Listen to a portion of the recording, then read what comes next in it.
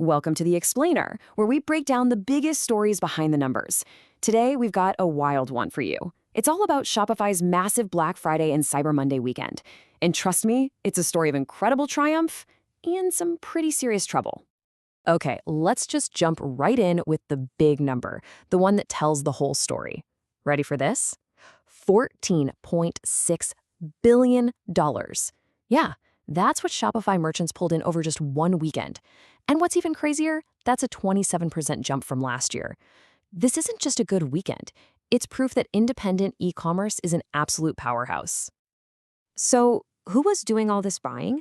Was it just a bunch of big corporations? Nope, not even close. We're talking about 81 million regular people, shoppers from all over the world. It really shows you something, right? People are actively choosing to support smaller, independent businesses instead of just the usual giant retailers. And just to give you a feel for how intense this all was, get this. At its peak on Black Friday, Shopify was processing over $5 million in sales. Not an hour, not a day, every single minute. I mean, that's just mind-blowing. It really puts into perspective the scale we're dealing with here. Okay, so those big numbers are awesome for sure. But the real story, the interesting part, is what's happening behind those numbers. When you look closer, you see the real people, the entrepreneurs, and the crazy shopping trends that made this weekend so historic. And this is my favorite part, where it all becomes human. Think about it. Almost 16,000 people made their very first sale as an entrepreneur this weekend. Can you imagine that feeling? And for nearly 95,000 other businesses, it was their best sales day ever. This is way more than just numbers on a screen. For so many people, this was a life-changing weekend. And people were definitely not shy about spending. The average order was over $114. Plus, this was a truly global thing. 16% of all orders crossed a border. The US was the biggest market, but folks in the UK, Australia, Germany, and Canada were right there in the mix. But you know, there was something else going on here, a kind of secret weapon that was supercharging all of this. It's a huge deal for the future of shopping, and you probably guessed it. We need to talk about AI. Just look at this number, 805%. That is the unbelievable surge in traffic to websites that came straight from AI-powered tools. This isn't some slow little change. It's a massive wave that's completely rewriting the rules of how we find and buy stuff.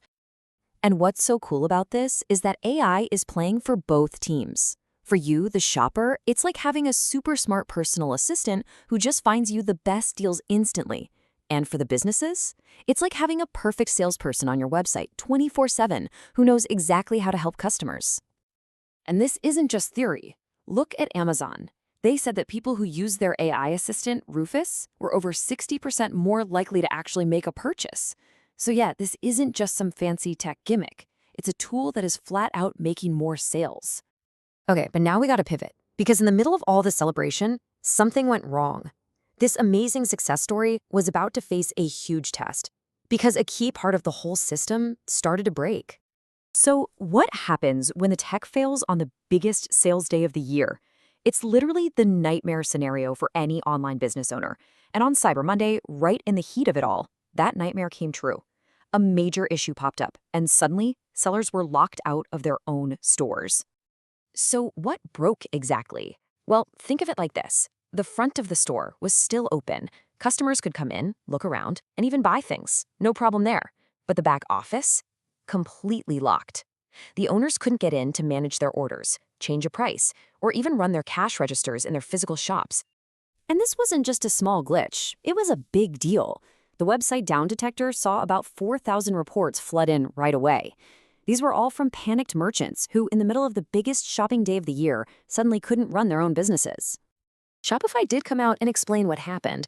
The problem was something called the login authentication flow. Basically, it's the security guard at the door that checks your ID to let you into the back office. And that security guard just went on a break. The stores were open, but the owners themselves couldn't get past the front door. So this is the real puzzle, right?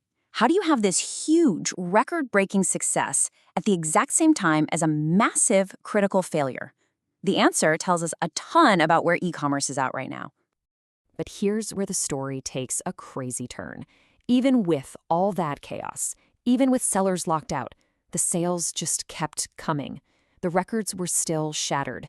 I mean, that is just incredible. It says so much about how strong and resilient these small businesses really are.